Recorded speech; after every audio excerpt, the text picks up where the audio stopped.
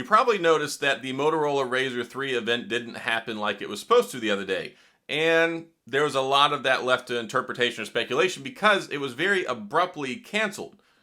That morning, we were expecting an event and then canceled. Like out of thin air, they put out an apology saying it's not going to happen. And there's a lot of rampant speculation. There's actually a lot of annoying clickbait tech articles out on the web. If you Google Motorola RAZR 3 event, it pops up and it's very annoying, especially like one particular, like Tom's Guide says, Motorola RAZR 2022 launch abruptly postponed. Here's why.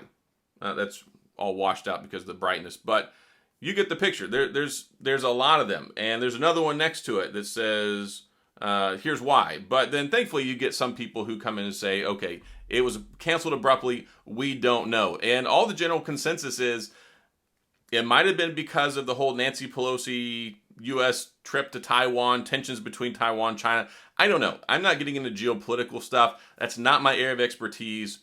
Maybe that's why, maybe it's not. All we know is that Motorola canceled it very, very abruptly, and that doesn't look good. And I got to say, there's probably some tech reviewers out there who already have the phone because, as we know, whenever these phones launch, we have all of the videos that drop. So I can imagine Mr. Who's the Boss, Mr. Mobile, MKBHD, they're probably all sitting there chomping at the bit to release these videos, and I'm anxious to see them. I mean, I certainly don't get them sent to me, so I got to see it first, just like you other guys and gals, of course. So when it comes to this phone, there is a rescheduled date. It's going to be on the 11th. And I think this is problematic. And I think that Motorola probably regrets and was with winced teeth making this decision because what's happening on the 10th?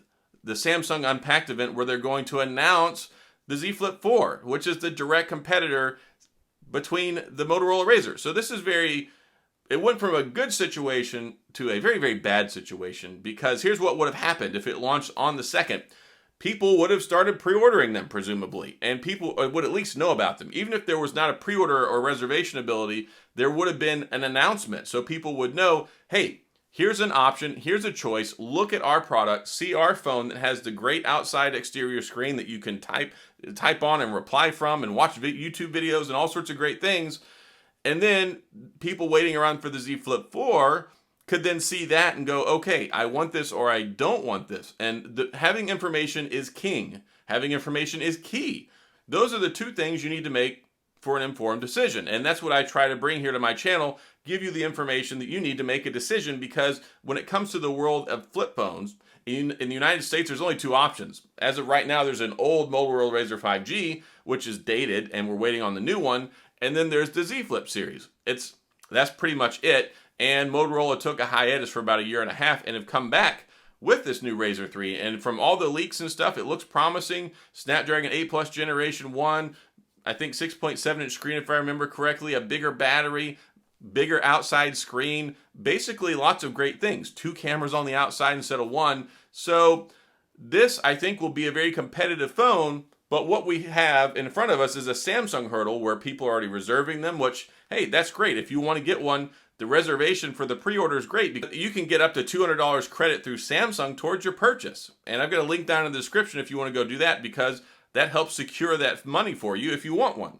And there's no obligation. It's not like you go, okay, I'm committing to buy this. You're just exercising an option indicating to Samsung whether you're interested. And then if you follow through and buy it, you get free Samsung credit, which you can buy stuff with. So that's a good deal. I wish Motorola would do something like that, but Motorola doesn't do that. And my guess is that the Motorola RAZR is probably going to be more expensive than the Z Flip. But I think that people might be willing to pay it just because of the enhanced feature skill set that you get with the screen on the outside and some of the other stuff. And some people just don't like Samsung. Some people like competition. They like alternatives. That's something that Motorola brings to the table. So I'm concerned about this changed release date, not because I think it's going to impact the performance of the phone, of course, because it's going to have great hardware. It's going to be a competitive device, I think.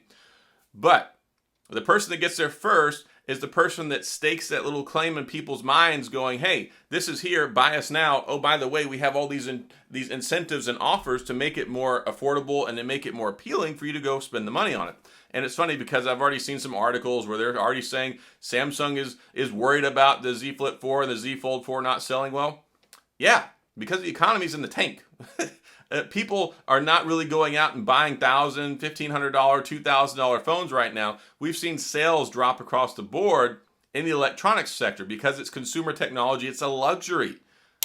It's a luxury. It's a luxury to go get a $500, $600 PlayStation 5. It's a luxury to get a Microsoft Xbox Series X. It's a luxury to get essentially a $2,000, $1,700 folding phone, right? So it makes sense that sales would drop. I understand that, and I think largely it's not a reflection of the hardware as it is the current state of the world and how things are going. So Motorola needs all the help they can get, and as I've encouraged from videos suggesting that Google get their phone out before the foldables and get their phone out before the iPhone instead of waiting till those launch, because they're the biggest, most attractive, shiniest phones out in the market that people ooh and ah over and they want to upgrade to. So if you want to get out and sell some stuff, you don't let them make their move first, you make your move first.